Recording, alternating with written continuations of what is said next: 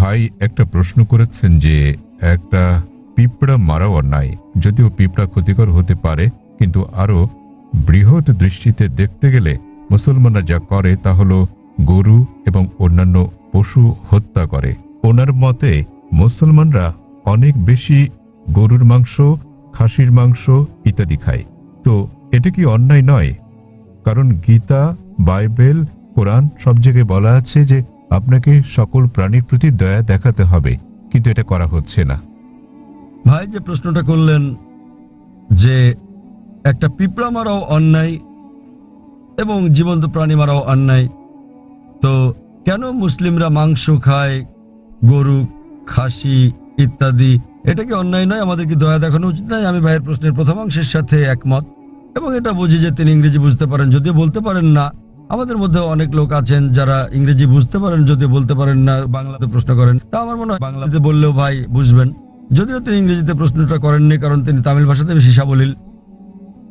হত্যার ব্যাপারে যে কোনো প্রাণীকে বিনা কারণে হত্যা করা অন্যায় ইসলাম ধর্মে। এমনকি ইসলামেও কোনো জীবন্ত প্রাণীকে অপ্রয়োজনে হত্যা করা পাপ। এ বিষয়ে একটা হাদিস আছে। নবী বলেছেন, যখন এক লোক বনে আগুন জ্বালাচ্ছিল, নবী বললেন, এখানে আগুন জ্বালো না, কারণ এখানে পিঁপড়া আছে।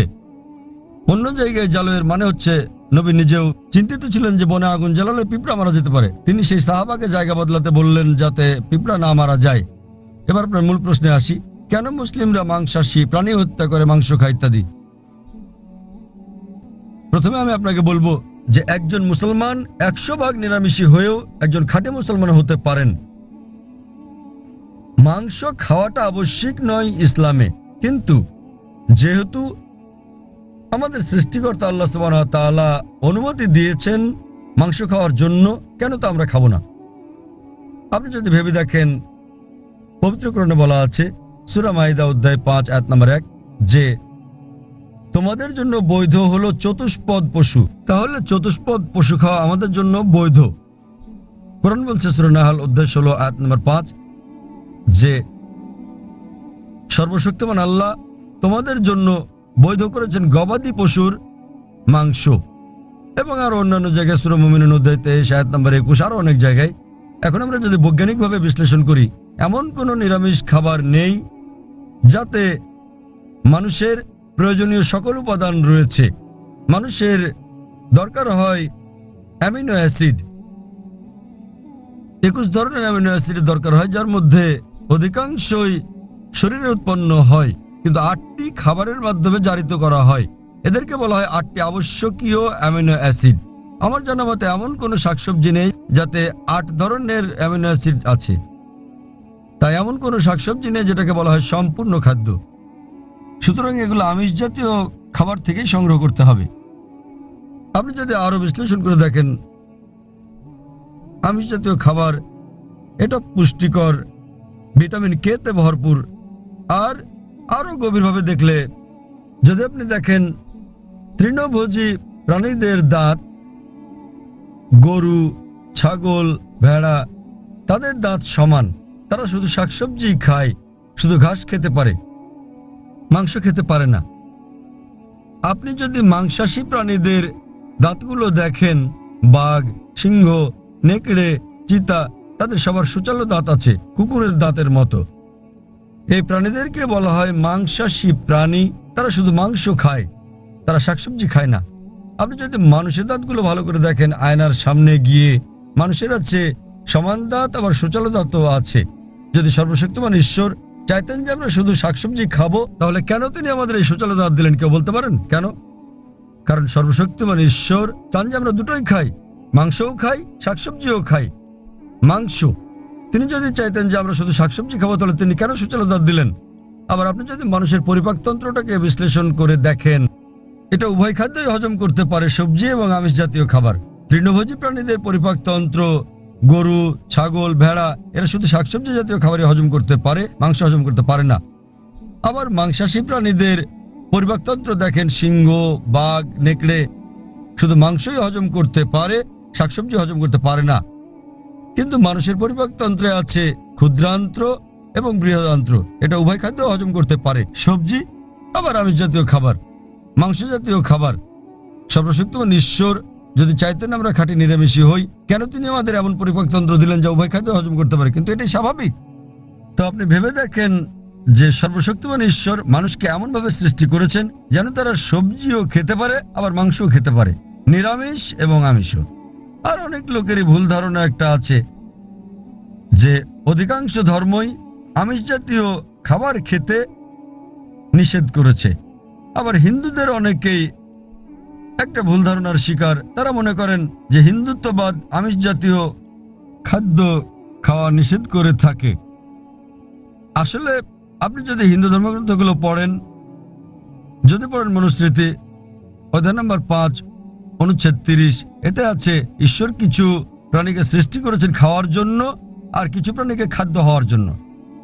তা যারা খাবার হিসেবে তৈরি প্রাণী খেয়ে থাকেন তারা কোনো পাপ করছেন না।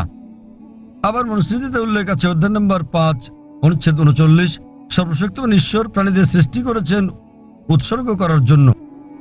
তা যদি এই প্রাণীদেরকে খেয়ে থাকেন কোনো পাপ করছেন না। মনুস্মৃতি অধ্যায় 5 অনুচ্ছেদ 41 আছে যে উৎসর্গের প্রাণীদেরকে হত্যা করা কোনো পাপ নয়। হিন্দু ধর্মের গ্রন্থগুলোতে এরকম অনেক উক্তি আছে যেখানে আমিষ জাতীয় খাবার খাওয়ার কথা বলা হয়েছে। আপনি যদি পড়েন মহাভারত অনুশাসন পর্ব অধ্যায় 88, যুধিষ্ঠির যিনি পাণ্ডব ভাইদের মধ্যে সবার বড়, তিনি ভীষ্মকে জিজ্ঞেস করলেন যে যজ্ঞতে অর্থাৎ পূজাতে আমরা কি উৎসর্গ করতে পারি যাতে আমাদের পূর্বপুরুষেরা সন্তুষ্ট হবেন। ভীষ্ম উত্তর দিলেন যে যজ্ঞতে পূজাতে তুমি যদি লতাপাতা গাছপালা দাও তাহলে আমাদের পূর্বপুরুষেরা 1 মাসের জন্য সন্তুষ্ট হবেন, যদি মাছ দাও তাহলে সন্তুষ্ট থাকবেন 2 মাসের জন্য, তুমি যদি তাদের মাংস দাও 3 মাস, যদি খরগোশ দাও তাহলে 4 মাস, যদি ছাগল দাও তো 5 মাস, যদি শূকর দাও 6 মাস, আর যদি হরিণ দাও তাহলে 6 মাস, যদি পাখি দাও 7 মাস। আর এভাবে তালিকাটা বড় হতে থাকে। এরপর বলা আছে যে একটা ষাঁড় যজ্ঞতে দিলে 11 মাস, একটা গরু জবাই করলে পূর্বপুরুষেরা পুরো 1 বছরের জন্য সন্তুষ্ট থাকবেন। আর তুমি যদি একটা গন্ডার উৎসর্গ করো আমাদের পূর্বপুরুষেরা সর্বদাই সন্তুষ্ট থাকবেন। মহাভারতে এই পুরো মেনুটাই দেওয়া আছে। তা যদি বেদ এবং অন্য হিন্দু ধর্মগ্রন্থগুলো পড়েন তাদের ঋষি এবং ধর্মযাজকেরা আমিষ খেয়েছেন, এমনকি গরুর মাংস। কিন্তু অনেক হিন্দুকেই আপনি বলতে শুনবেন যে আমিষ খাওয়া নিষিদ্ধ, কারণ তারা অহিংসা আন্দোলনের দ্বারা প্রভাবিত হয়েছেন। আপনারা জানেন জৈন এবং আরো যারা এই অহিংসাতে বিশ্বাস করেন তারা বলেন যে জীবিত প্রাণী হত্যা করা নিষিদ্ধ, তাই পশু হত্যা এটা পাপ। আমি এর সাথে একমত যে কোনো প্রাণীকে হত্যা করা বিনা প্রয়োজনে করলে পাপ। কিন্তু আপনি যদি বলেন যে জীবিত প্রাণী হত্যা করা মাত্রই পাপ, তাহলে আমি বলি যে এই যে গাছপালাগুলো আছে এদেরও জীবন আছে। আগে আমরা জানতাম না যে উদ্ভিদের জীবন আছে, তাই তারা বলতো যে গাছ কাটা ঠিক আছে। আজকে আমরা জানি যে এমনকি গাছেরও প্রাণ আছে। তখন তাদের যুক্তি পাল্টে বলে, জাকির ভাই গাছের প্রাণ আছে ঠিকই, কিন্তু গাছ ব্যথা অনুভব করে না, তাই গাছকে হত্যা করা। সবজি খাওয়া আমিষ বা মাংস খাওয়ার তুলনায় অনেক কম অন্যায়। এখন বিজ্ঞানের উন্নতিতে আমরা জানি যে এমনকি গাছেরাও ব্যথা অনুভব করে, কিন্তু তারা যখন কাঁদে আমরা গাছের কান্না শুনতে পারি না, কারণ আমরা প্রতি সেকেন্ডে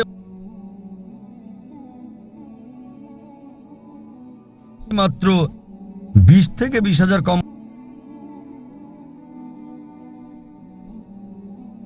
আছে। প্রাণীদের আছে 5টি ইন্দ্রিয়, আর সে কারণে প্রাণী হত্যা করা বেশি অন্যায়।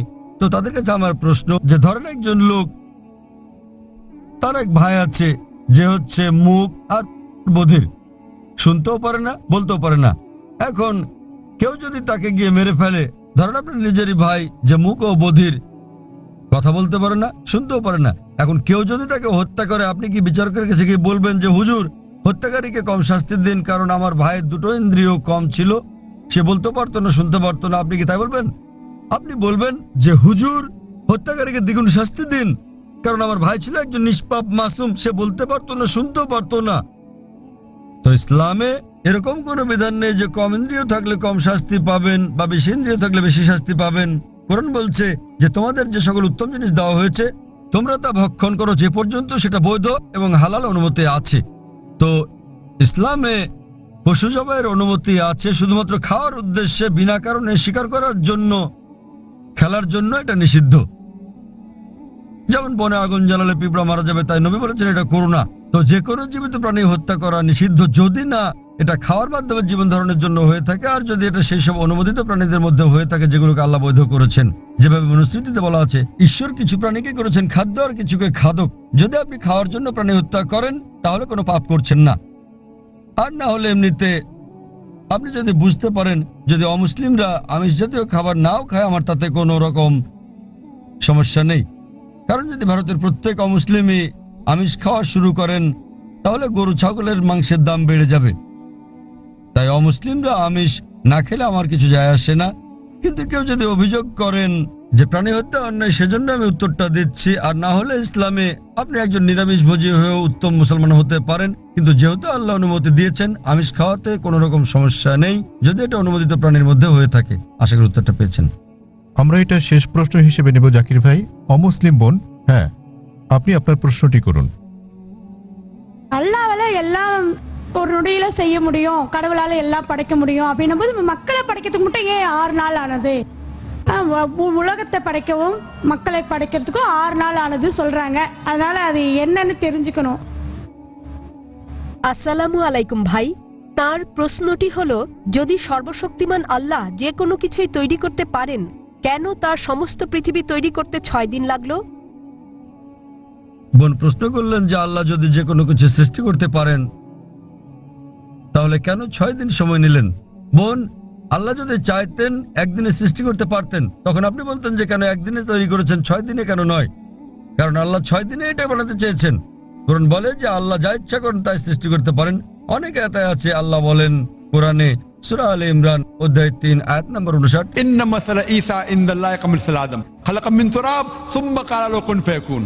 আল্লাহ আদম আলাইহিস সালামকে সৃষ্টি করেছেন যেমন তিনি যীশু খ্রিস্টকে সৃষ্টি করেছেন ধুলো থেকে। তিনি বলেন হও আর তা হয়ে যায়। তো আল্লাহ যখন কিছু সৃষ্টি করতে চান তিনি বলেন হও আর হয়ে যায়। তিনি ইচ্ছে করলেই এটা হয়ে যায়। আল্লাহ যদি ইচ্ছে করেন আপনি 9 মাস পরে জন্মাবেন, তাহলে আপনি 9 মাস পরে জন্ম নেবেন। আল্লাহ যদি চান 1 সেকেন্ডে, তাহলে মাত্র 1 সেকেন্ডেই। তো আল্লাহ চাইলেন যে তিনি কোনো কিছু 6 দিনে সৃষ্টি করবেন, তাই তিনি করলেন। এমন না যে আল্লাহ একদিনে করতে পারতেন না, একদিন কেন 1 সেকেন্ডেও তিনি করতে পারতেন। আল্লাহ চেয়েছেন এটা 6 দিনে বানাতে, সেজন্য 6 দিনে হয়েছে। তো আল্লাহ যাই চান তিনি শুধু বলেন কুন ফায়াকুন, হও আর এটা হয়ে যায়। এই সৃষ্টি জগতে তিনি বলেন হও আর হয়ে গেল। তবে আল্লাহ এটা 6 দিনে বানাতে চেয়েছিলেন, সেজন্য 6 দিনে হয়েছে। এমন না যে তিনি এর চেয়ে কম বা বেশি সময় বানাতে পারতেন না, এটাই তিনি চেয়েছিলেন। আর আল্লাহ যাই ইচ্ছা করেন তাই হয়ে যায় সহজে। আশা করি উত্তরটা পেয়েছেন। এক ভাইয়ের কাছ থেকে একটা অনুরোধ এসেছে যে যারা ইসলাম গ্রহণ করেছেন, আমরা অনুষ্ঠানটা শেষ করার আগে এক ভাই নেলসন ম্যান্ডেলা তিনি গ্রহণ করেছেন ইসলাম। আমি তার হাতে কোরআনের একটি অনুবাদ তুলে দিতে চাই। আমি স্বেচ্ছাসেবক বোনদের অনুরোধ করব তার হাতে একটি কোরআনের অনুবাদ তুলে দিতে, যে মহিলা ইসলাম গ্রহণ করেছেন। নেলসন ম্যান্ডেলাকে অনুরোধ করব, তিনি কি আছেন? নেলসন ম্যান্ডেলা কি এখানে আছেন? হ্যাঁ, অনুরোধ করছি মঞ্চে আসার জন্য যাতে আমি আপনাকে কোরআনের অনুবাদ দিতে পারি। আসবে তো আপনি যদি মানেন ঈশ্বর এক, তার কোনো প্রতিচ্ছবি নেই, আপনি যদি মূর্তি পূজা করতে অস্বীকার করেন এবং আপনি মানেন যে নবী মুহাম্মদ সাল্লাল্লাহু আলাইহি ওয়াসাল্লাম শেষ ও চূড়ান্ত নবী, তাহলে আপনি এই জগতে প্রবেশ করতে পারবেন ইনশাআল্লাহ, অথবা সঠিকভাবে বলতে গেলে এই জীবন দর্শনে। এবং ইনশাআল্লাহ এভাবে চর্চা চালিয়ে গেলে আপনি কি এই জীবনধারায় আসতে চান বোন? ঈশ্বর চাইলে। হ্যাঁ, এই তো ইনশাআল্লাহ, মাশাআল্লাহ। তো বোন, আমি আবারও আপনাকে জিজ্ঞেস করতে চাই আনুষ্ঠানিকভাবে, বোন আপনি কি বিশ্বাস করেন যে এক ঈশ্বর? হ্যাঁ করি। বিশ্বাস করেন যে সর্বশক্তিমান ঈশ্বর ছাড়া আর কারো উপাসনা করা উচিত নয়? হ্যাঁ হ্যাঁ। আপনি কি একমত যে মূর্তি পূজা ঠিক নয়? পুরোপুরি না হলেও কিছুটা একমত। না, দেখলেন তো, পুরোপুরি না কিছুটা, এটাই বলতে পারছেন না।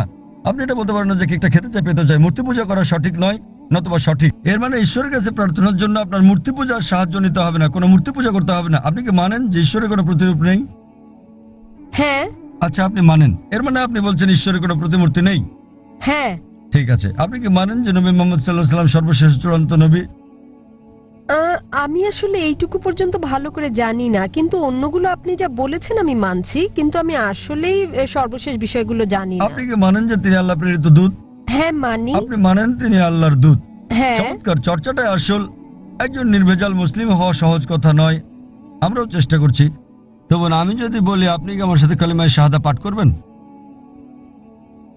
আপনি কি শাহাদাত পাঠ করবেন, যা আসলে আরবিতে একটা ঘোষণা ওই একই কথা যা আমি বলেছি যে আল্লাহ ছাড়া কোনো প্রভু নেই আর নবী মোহাম্মদ সাল্লাল্লাহু আলাইহি ওয়াসাল্লাম তার দূত। আরবিতে এটা বলতে চান? হ্যাঁ স্যার, বেশ, অবশ্যই। আমি আরবিতে বলবো, আপনি আমার সাথে সাথে বলবেন, আর পরে এটার অনুবাদও বলবো। ঠিক আছে। अशहदु अशहदु अल्लाह अल्लाह इलाहा इलाहा इल्लल्लाह इल्लल्लाह व अशहदु व अशहदु अन्ना अन्ना मुहम्मदन मुहम्मदन अब्दुहु अब्दुहु व रसूलुहु। व रसूलुहु। আমি সাক্ষ্য দিচ্ছি, আমি সাক্ষ্য দিচ্ছি আমি সাক্ষ্য দিচ্ছি যে যে কোনো উপাস্য নেই কোনো উপাস্য নেই আল্লাহ ছাড়া, আল্লাহ ছাড়া, আর আমি সাক্ষ্য দিচ্ছি আর আমি সাক্ষ্য দিচ্ছি যে নবী মোহাম্মদ সাল্লাল্লাহু আলাইহি যে সাল্লাম নবী মোহাম্মদ সাল্লাল্লাহু আলাইহি হলেন সাল্লাম হলেন আল্লাহর আল্লাহর বান্দা এবং রাসূল। বান্দা এবং রাসূল। মাশাআল্লাহ বল। ধন্যবাদ। এখন আপনি একজন মুসলিম এবং আমি প্রার্থনা করছি যেন আল্লাহ সুবহানাহু ওয়া তাআলা আপনাকে পথ প্রদর্শন করেন। আর আমি চাই যে ইনশাআল্লাহ সকল ভাই বোনেরা যখনই কেউ ইসলাম গ্রহণ করবেন আপনারা তাকে জ্ঞানের দিক থেকে সাহায্য করবেন, এভাবেই আপনারা সমাজসেবা করতে পারেন। বোন, আপনার কাছে একটা অনুরোধ আমার যে ইনশাআল্লাহ আপনি কোরআন অনুবাদ সহ পড়বেন, এমনকি যদি আগেও পড়ে থাকেন তবুও, এবং নির্দেশনাগুলো মেনে চলবেন, এবং ইনশাআল্লাহ আপনি তখন আল্লাহর কাছে নিজের ইচ্ছা সমর্পণকারী একজন নিষ্ঠাবান মানুষ হতে পারবেন। আর আমাদের জন্য দোয়া করবেন বোন।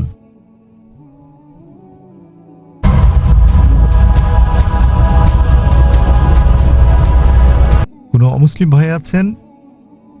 হ্যাঁ, ঠিক আছে। আমার নাম বালা। এমনিতে আমি একজন সাধারণ ইঞ্জিনিয়ার। আমি নিজেও এটা দৃঢ়ভাবে বিশ্বাস করি যে সমগ্র সৃষ্টি জগতের জন্য একজনই স্রষ্টা থাকা উচিত। কিন্তু আমার প্রশ্নটা হচ্ছে, সৃষ্টি নিজেই, ধরুন যে এই পৃথিবী স্রষ্টা নন, কি নিজে নিজেকে ধ্বংস করতে পারে? স্রষ্টা কি জগতের ধ্বংস সম্বন্ধে কিছু বলেছেন? ভাই একটা প্রশ্ন করলেন যে তিনি একমাত্র স্রষ্টা একজনই এবং এই বিশ্বব্রহ্মাণ্ড সবকিছু তিনি সৃষ্টি করেছেন। এই স্রষ্টা কি নিজে পৃথিবী ধ্বংস করতে পারেন? এর কোনো উল্লেখ আছে কি না?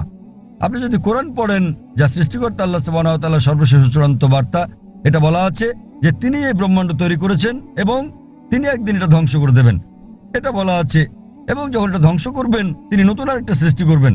সুতরাং এই জগৎ একটা নির্দিষ্ট সময়ের জন্যই, কিন্তু সর্বশক্তিমান আল্লাহ এই জগৎ ধ্বংস করে দেবেন, যাকে আমরা কিয়ামত বলি, পৃথিবীর অন্তিম পরিণতি। এবং আজকাল বিজ্ঞানীরা বলছেন যে ব্রহ্মাণ্ড একসময় ধ্বংস হয়ে যাবে। অনেক ধরনের তত্ত্ব বিজ্ঞানীরা দিয়ে থাকেন, যেমন ব্ল্যাক হোল বা এই ধরনের বিষয়, কিন্তু অনেকগুলো তত্ত্ব আবার কোরআনের বক্তব্যের সাথে মিলে যায়। যেমন ধরেন, কোরআন বলে যে সূর্য এবং চন্দ্র একসাথে মিলে যাবে, কোরআন বলে যে সমুদ্র ফুলে উঠবে, কোরআন বলে যে নক্ষত্রগুলো ঝরে পড়বে, কোরআন বলে যে সমগ্র সৃষ্টি জগৎ ধ্বংসের মুখে এসে দাঁড়াবে। এবং এই বিষয়ে যা বলা আছে তার অনেকগুলো বিজ্ঞানীদের দেওয়া তত্ত্বের সাথে মিলে যায়। তত্ত্ব কেন? কারণ এগুলো হচ্ছে অনুমান। যেহেতু কোরআন হলো সর্বশেষ এবং চূড়ান্ত কিতাব, আমরা বলছি যে যেভাবে আমাদের সৃষ্টিকর্তা কোরআনে বলেছেন সেভাবে এটা ঘটবে। এই বিশ্ব ব্রহ্মাণ্ড সেভাবেই ধ্বংস হবে। এটা ধ্বংস হওয়ার পর সবকিছু পুনরুত্থিত হবে, আল্লাহ একটা নতুন জগৎ তৈরি করবেন, এবং এটা নির্ভর করবে আমরা পরীক্ষায় কেমন করি তার উপর। আল্লাহ বলেছেন সূরা মুলক অধ্যায় নম্বর 67 আয়াত নম্বর 2, अल्लज़ी खलक़ल मौत वल हयाता। আল্লাহ সৃষ্টি করেছেন জীবন এবং মৃত্যু, তোমাদের মধ্যে সৎকর্মে কে উত্তম দেখার জন্য। তো ভাই, এটার উল্লেখ ধর্মগ্রন্থে আছে। তো আপনি কি এই স্রষ্টাতে বিশ্বাস করেন? আপনি কি মানেন যে স্রষ্টা একজনই? আমি বিশ্বাস করি না যে, ধরুন আমাদের এই মানব জাতি, কি বিশ্বাস করেন না? মানব জাতির পক্ষে সৃষ্টি মানে সৃষ্টি, অর্থাৎ দুঃখিত, আপনি বলছেন যে মানবজাতি কি এই পৃথিবীকে ধ্বংস করতে পারে। তো ভাই বলছেন যে মানবজাতি এই পৃথিবীকে ধ্বংস করতে পারে।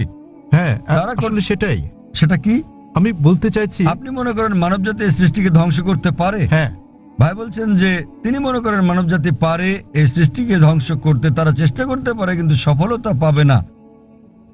তারা চেষ্টা করতে পারে কিন্তু তারা সফল হতে পারবে না। তারা সফল হতে পারে শুধুমাত্র আল্লাহ সুবহানাহু ওয়া তাআলা চাইলেই। এমনিতে আমরা যেটা বুঝি যে বিজ্ঞানীরা বলে থাকেন সৃষ্টি হচ্ছে দুই প্রকারের। একটা হলো একটা কিছু থেকে অন্য আরেকটা কিছু তৈরি করা, যা আমরা মানুষেরা করে থাকি। যেমন একটা গাছ, সেটা আমরা কাটি, কেটে কাঠ বের করি, তারপর চেয়ার টেবিল বানাই। এটা হচ্ছে কোনো কিছু থেকে কোনো কিছু সৃষ্টি, যা করতে পারে মানুষও এবং সর্বশক্তিমান আল্লাহ। কিন্তু অন্য ধরনের সৃষ্টিটা হচ্ছে শূন্য থেকে কোনো কিছু তৈরি করা, যা মানুষ কখনোই করতে পারবে না, শুধু আমাদের ঈশ্বরই করতে পারেন, শুধু আল্লাহই করতে পারেন। তাই আরবিতে খালাকা শব্দের দুটো মানে আছে। একটা মানে হলো কোনো কিছু থেকে আরেকটা কিছু তৈরি করা, এবং খালাকা শব্দের অন্য মানেটা হচ্ছে শূন্য থেকে কিছু তৈরি করা। এবং সর্বশক্তিমান এই চ্যালেঞ্জটা দিচ্ছেন সূরা তুরে অধ্যায় নম্বর 52 আয়াত নম্বর 35। তোমরা কি শূন্য থেকে কিছু তৈরি করতে পারো? উত্তর হচ্ছে না। একইভাবে আপনি যখন বলছেন যে আপনি ধ্বংস করছেন, আপনি গাছটিকে ধ্বংস করছেন, গাছটি চেয়ার টেবিলে রূপান্তরিত হলো,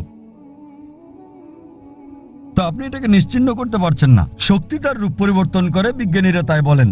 তাই মানুষ এই ধরনের সৃষ্টি শুধু ঘটাতে পারে। আমরা ইট বানাতে পারি, বাড়ি বানাতে পারি, আবার সেটা ধ্বংস করতে পারি, কিন্তু অন্য কিছু তো রূপ নেবে।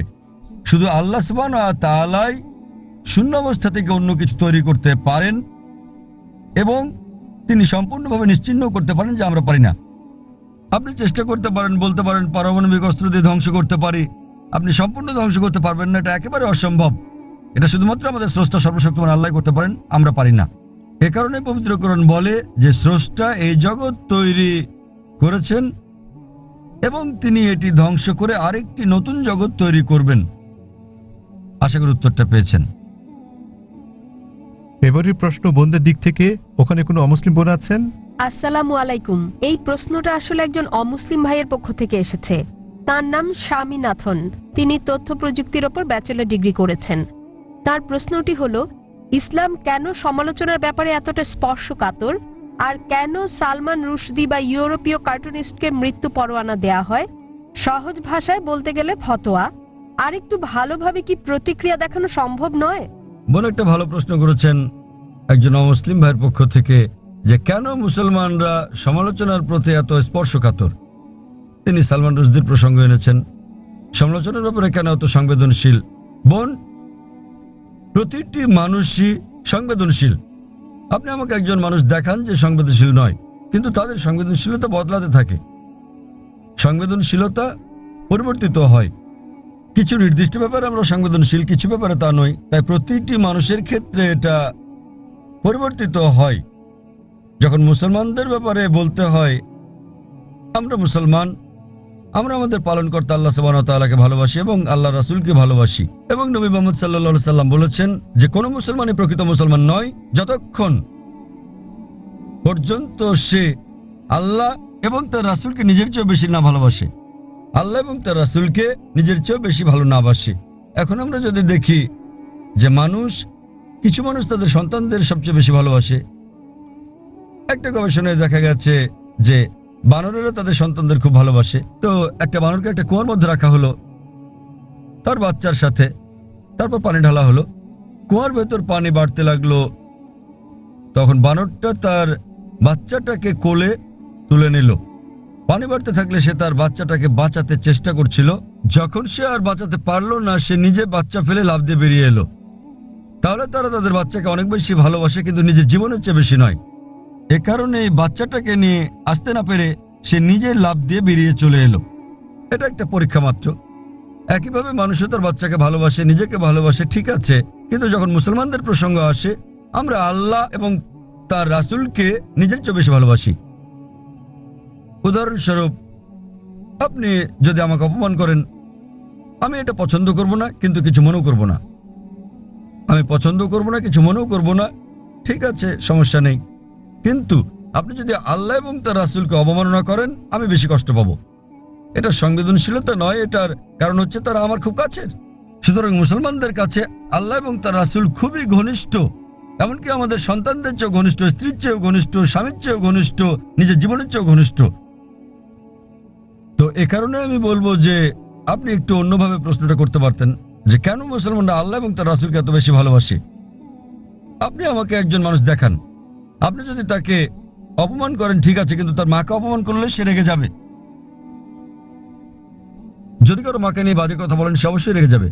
তো আমরা আমাদের আল্লাহ এবং রাসূলকে আমাদের মায়ের চেয়ে বেশি ভালোবাসি। এই ব্যাপারগুলোর উপর ভিত্তি করে মুসলমানেরা বোঝাতে চান যে যখন সালমান রুশদি ব্র্যাকেটে একজন তথাকথিত মুসলিম পরিবারে জন্ম, যখন তিনি বই লেখেন, মিথ্যে সমালোচনা করেন শুধু কিছু বুঝতে পারছেন কিছু টাকার জন্য, সে কারণে তখন মুসলমানরা তার তীব্র প্রতিবাদ করে। আপনি বলছেন প্রতিবাদ করার আর কোনো ভালো উপায় ছিল কিনা? আমিও মনে করি মুসলমানদের প্রতিবাদের সবগুলো উপায় সঠিক ছিল না। অনেক সময় জানমালের ক্ষতি হয়েছে, যা আমিও সমর্থন করি না, কিন্তু তারা সংবেদনশীল যেহেতু এটার সাথে আমাদের পালনকর্তা আল্লাহ সুবহানাহু ওয়া তাআলা এবং তার দূত জড়িত। কিন্তু আমাদের খারাপ লাগা উচিত, কিন্তু তাদের কেউ কেউ অতি প্রতিক্রিয়াশীল, কেউ কেউ আবার প্রতিবাদ করেছেন সহিংস উপায়ে, যেটা করা উচিত নয়। কেউ কেউ শান্তিপূর্ণ করা ঠিক আছে, প্রতিবাদ করা উত্তম। আর আপনি হয়তো আমার একটা আলোচনা ধর্মীয় মৌলবাদ কি মত প্রকাশের অধিকারের জন্য বাধাস্বরূপ শুনে থাকবেন। আমি বিস্তারিত বলেছি সালমান রুশদি কি করেছেন আর তিনি কিভাবে বইটি লিখেছেন।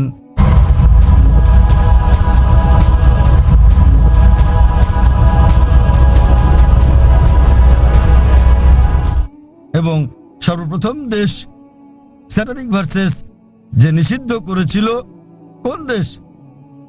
ইন্ডিয়া। শ্রী রাজীব গান্ধী সে সময়ের প্রধানমন্ত্রী, তিনি তখন সেই বইটি স্যাটানিক ভার্সেস নিষিদ্ধ করেছিলেন ভারতে, যা বইটি নিষিদ্ধকারী প্রথম দেশ। এবং আমি এটাকে স্বাগত জানাই, কিন্তু নিজের অজ্ঞতাবশত তিনি জানতেন না যে সেই একই বই স্যাটানিক ভার্সেসে নবী মোহাম্মদ সাল্লাল্লাহু আলাইহি সাল্লাম এবং আল্লাহ তাআলা সম্পর্কে বাজে মন্তব্য করা ছাড়াও তিনি বাজে মন্তব্য করেছিলেন সীতা এবং শ্রীরাম সম্পর্কেও, শ্রীরামকে নিয়েও, যা মানুষজন বইটি পড়লে হয়তো নাও বুঝতে পারে। আর ভেবে দেখেন, আমি ইংরেজ সরকারের কাছে প্রশ্নটা করছি। কয়েক বছর আগে একজন আমেরিকান লেখক ছিলেন, সাহিত্যিক, যিনি মার্গারেট থ্যাচারের নীতি নিয়ে 4 অক্ষরের একটা শব্দ ব্যবহার করেন। মার্গারেট থ্যাচারের নীতি 4 অক্ষরের শব্দ, ফাদার আঙ্কেল কাজিন কিং। এবং তারা তাকে ব্রিটেনে আসতে নিষিদ্ধ করলো। কেন? তিনি 4 অক্ষরের শব্দটা ব্যবহার করেছিলেন বলে। এই সালমান রুশদি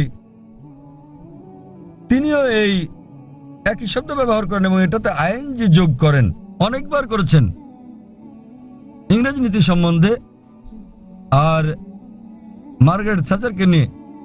এবং তিনি তাকে সম্বোধন করেন, জানেন কিনা, ম্যাগি বা দুশ্চরিত্রা। আচ্ছা বেশ, আপনি বলতে পারেন যে ইংরেজরা উদারমনা না, তারা কিছু মনে করবে না, কিন্তু আপনি যদি দেখা করেন মার্গারেট থ্যাচারের ছেলের সাথে আর তাকে বলেন যে সালমান রুশদি আপনাকে দুশ্চরিত্রার ছেলে বলেছে, তিনি কি করবেন? আঘাত করবেন। তো সংবেদনশীলতা কি এটার উপর ভিত্তি করে? সবাই আসলে সংবেদনশীল। আবার মনে করেন এই একই ইংরেজ সরকার, যা কিনা একজন আমেরিকান লেখককে নিষিদ্ধ করেছিল 4 অক্ষরের শব্দের জন্য, সালমান রুশদিকে তারা মেনে নেয়। কেন? কি কারণে? কারণ তিনি নবী মুহাম্মদ সাল্লাল্লাহু আলাইহি ওয়াসাল্লামের অবমাননা করেছেন। তাই যেহেতু নবী মুহাম্মদ সাল্লাল্লাহু আলাইহি ওয়াসাল্লামকে অবমাননা করেছেন, তারা মার্গারেট থ্যাচারকে বলা সে 4 অক্ষরের শব্দটা হজম করে নিয়েছে, কেননা তিনি ইসলামের নবীর অবমাননা করেছেন। তো এইভাবেই নীতিগুলো বদলাতে থাকে।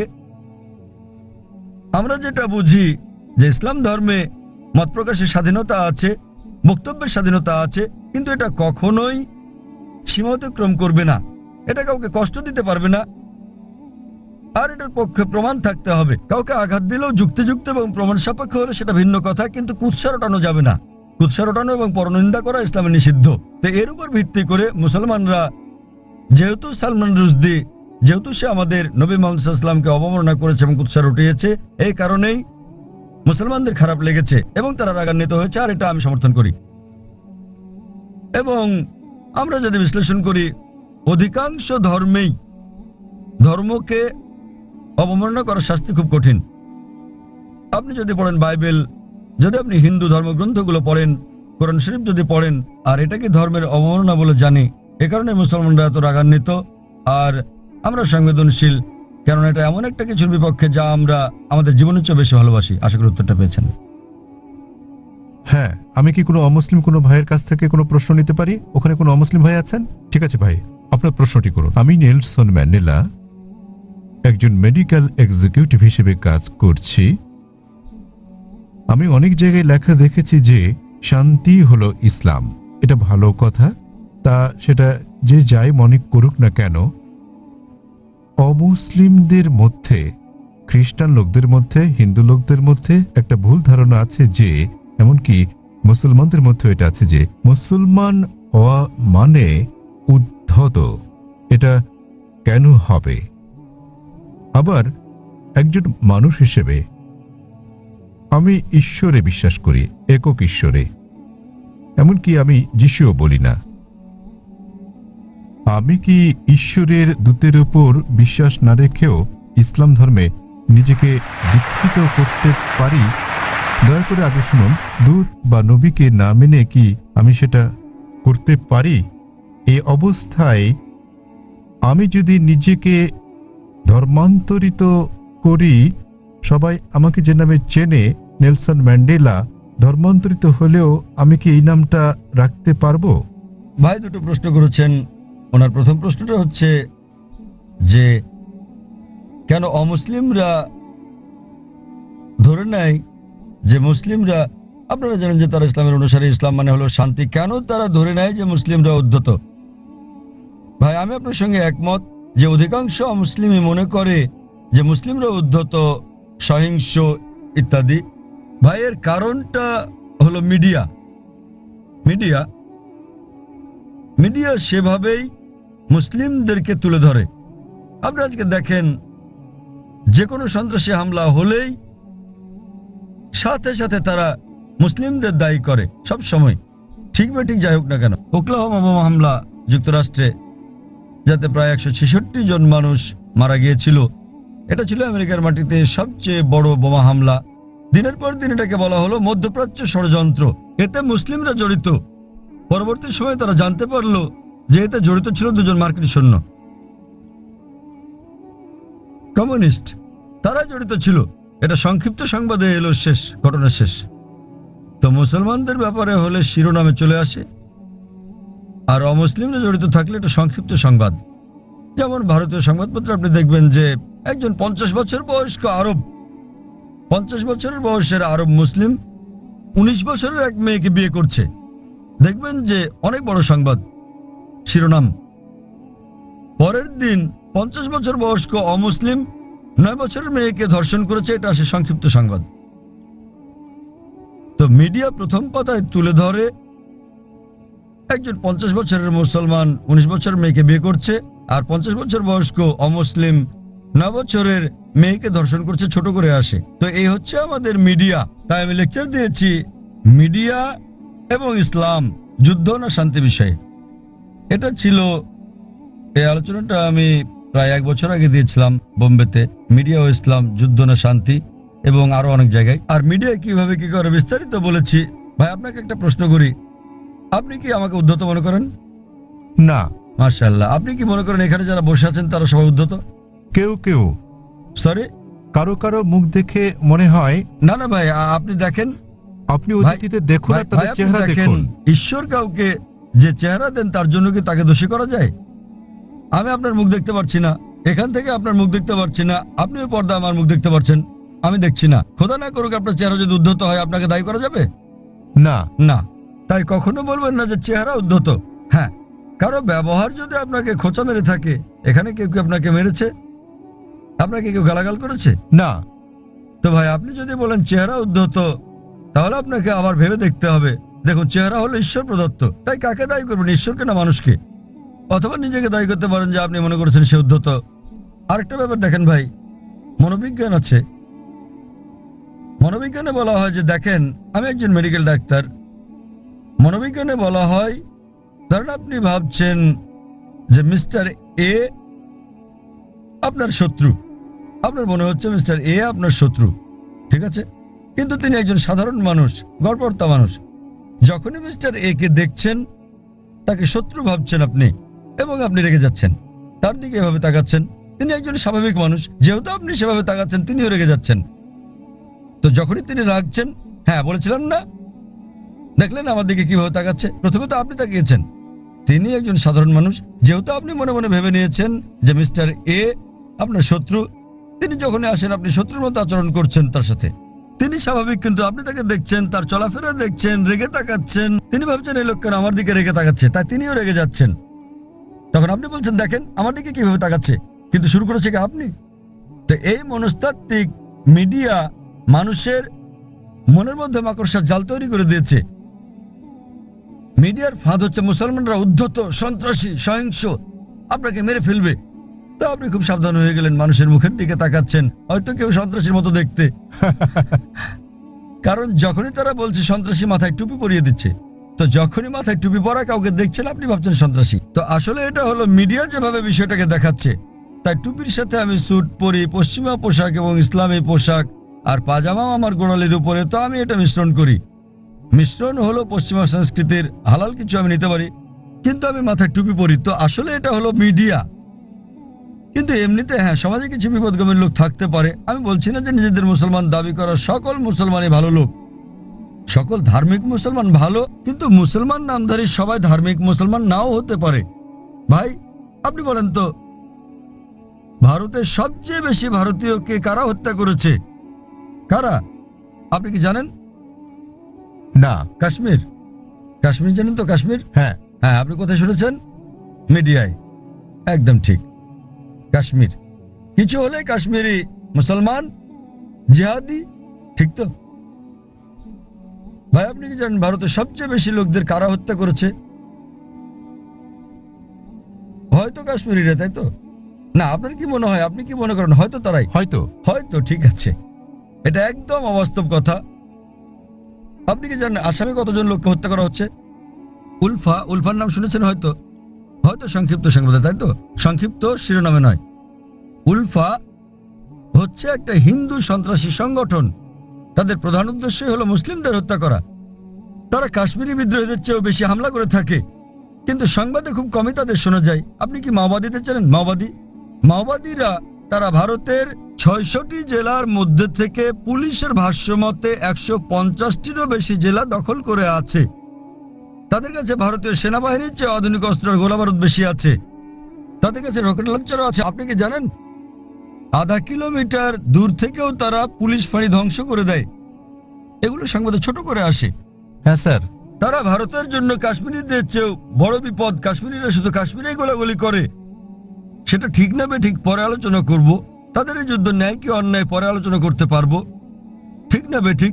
কিন্তু তারা স্থানীয় আর মাওবাদীরা পুরো দেশ কব্জা করছে, এবং সরকার মাওবাদীদের চেয়ে কাশ্মীরিদের নিয়ন্ত্রণ করতে বেশি টাকা খরচ করছে। আমাদের বুঝতে হবে যে এই হচ্ছে মিডিয়া।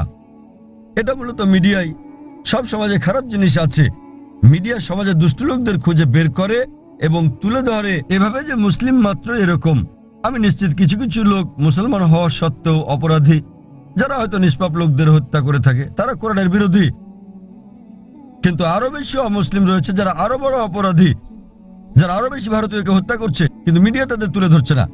তো আপনার প্রথম প্রশ্নের উত্তরে বলা যায় যে এর জন্য মিডিয়ায় দায়ী, আর তা না হলে আপনি এখানে দাঁড়িয়ে থাকতেন না, ঠিক তো? চিন্তা করেন, আপনি হাজার হাজার লোকের সামনে দাঁড়িয়ে আমাকে প্রশ্ন করছেন। আমি এটা হ্যাঁ, ভাবিনি। সেটাই প্রশ্ন করা। যদি আপনি নিশ্চিত হতেন তাহলে আমাকে প্রশ্ন করতেন না, তাই তো? তো এটাই হচ্ছে প্রমাণ যে যদিও আপনি মিডিয়ার কথা শোনেন কিন্তু তাদেরকে পুরোপুরি বিশ্বাস করেন না। তাই আমরা আপনার মতো লোকদের সম্মান করি।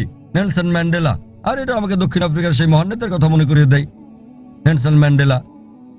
এবার আপনার দ্বিতীয় প্রশ্নে আসি। আপনি বলেছেন যে আপনি একজন খ্রিস্টান এবং যীশু খ্রিস্টের উপর বিশ্বাস স্থাপন করেন। আপনি জানতে চেয়েছেন আমি কি ইসলাম গ্রহণ করতে পারি, মুসলমান হতে পারি? রাসূলকে বিশ্বাস না করে আপনি বোঝাতে চেয়েছেন নবী মোহাম্মদকে বিশ্বাস না করার কথা, ঠিক? হ্যাঁ। দূত বলতে তো যীশু খ্রিস্টকেও একজন দূত বলা যায়। ইং লাইসেন্স, পাসপোর্ট, সরকারি সম্পত্তি সব আপনার এই এই নামে নেলসন করা ম্যান্ডেলার আছে। নামটা পরিবর্তন করতে হবে কিনা? ভাই একটা ভালো প্রশ্ন করেছেন যে খ্রিস্টান পরিবারের জন্মের কারণে তিনি আগের নবীদের সম্বন্ধে জানেন, তিনি যীশু খ্রিস্টের সম্পর্কেও জানেন, ইসলাম ধর্ম সম্পর্কে পড়েছেন, তিনি ইসলামের দর্শনে একমত, ইসলাম গ্রহণও করতে চান, কিন্তু নবী মোহাম্মদ সাল্লাল্লাহু আলাইহি ওয়াসাল্লাম সম্পর্কে তেমন কিছু জানেন না, ঠিক আছে? হ্যাঁ। এই কারণে তিনি নবী মোহাম্মদ সাল্লাল্লাহু আলাইহি ওয়াসাল্লামের উপর বিশ্বাস না এনে ইসলাম গ্রহণ করতে পারবেন কিনা, এই তার প্রশ্ন। আর তাকে তো নাম পাল্টাতে হবে কিনা? প্রথম প্রশ্নের ব্যাপারে বলা যায় যে আপনি একজন মুসলিম হতে পারবেন না যতক্ষণ পর্যন্ত সকল নবীর উপর বিশ্বাস আনবেন না। আমাদের সেই সকল নবীগণের উপরও বিশ্বাস আনতে হবে যাদের নাম কোরআনে আছে। তিনি যদি আল্লাহর একজন দূত হয়ে থাকেন তাদের আমাদের ভালোবাসতে হবে, সম্মান করতে হবে। আর আপনার জানার জন্য বলছি, ইসলাম হলো একমাত্র খ্রিস্টান ধর্ম বিশ্বাস যা বিশ্বাসের একটি ধারা হিসেবে যীশু খ্রিস্টকে বিশ্বাসের কথা বলেছে। কোন মুসলিমই মুসলিম নয় সে যদি যীশু খ্রিস্টের উপর বিশ্বাস স্থাপন না করে। আমরা বিশ্বাস করি যে তিনি আল্লাহ সুবহানাহু ওয়া তাআলা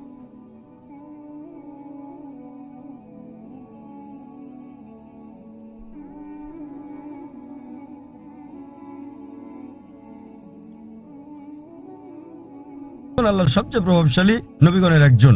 আমরা বিশ্বাস করি যে তিনি মসীহ, যাকে বলা হয় খ্রিস্ট। বিশ্বাস করেন যে যীশু খ্রিস্ট বা ঈসা আলাইহিস সালাম নিজের অমরত্ব দাবিদার। তিনি বলেন যে তিনি ঈশ্বর। প্রকৃতপক্ষে আপনি যদি বাইবেল পড়েন দেখবেন কোথাও এমন একটাও নিঃশর্ত বক্তব্য নেই সমগ্র বাইবেলে যেখানে যীশু খ্রিস্ট বা ঈসা আলাইহিস সালাম নিজে বলেছেন যে আমি ঈশ্বর অথবা তোমরা আমার উপাসনা করো।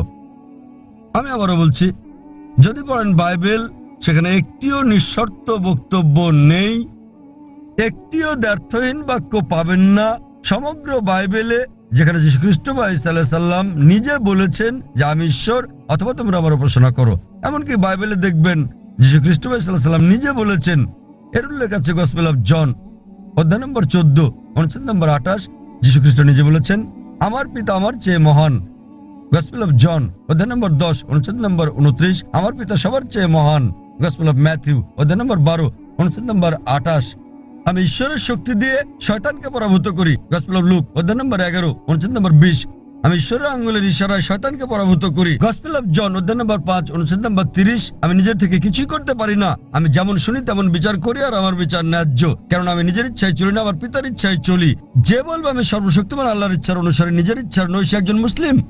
যীশু খ্রিস্ট সাল্লাল্লাহু আলাইহি ওয়াসাল্লাম ছিলেন একজন মুসলিম। তিনি কখনোই দেবত্ব দাবি করেননি, তিনি কখনোই বলেননি যে তিনি ঈশ্বর।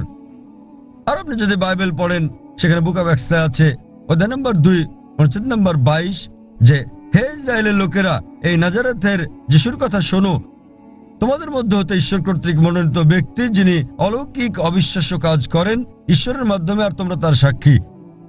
ঈশ্বর কর্তৃক মনোনীত এক ব্যক্তি তোমাদের মধ্যে আছেন যিনি অলৌকিক অবিশ্বাস্য কাজ করেন ঈশ্বরের মাধ্যমে, আর তোমরা তার সাক্ষী। আর যখন যীশু খ্রিস্ট সাল্লাল্লাহু আলাইহি ওয়াসাল্লামকে জিজ্ঞেস করা হলো আপনার প্রথম নির্দেশ কি, তিনি অক্ষরে অক্ষরে সেই কথাটাই বললেন যা মুসা আলাইহিস সালাম বলেছিলেন বুক অফ ডিউটেরোনমি অধ্যায় 6 অনুচ্ছেদ 4-এ। যীশু খ্রিস্ট সাল্লাল্লাহু আলাইহি ওয়াসাল্লাম সেই কথাটাই বলেন গসপেল অফ মার্ক অধ্যায় 12 অনুচ্ছেদ 29। তিনি বলেন शमा इस्राएलो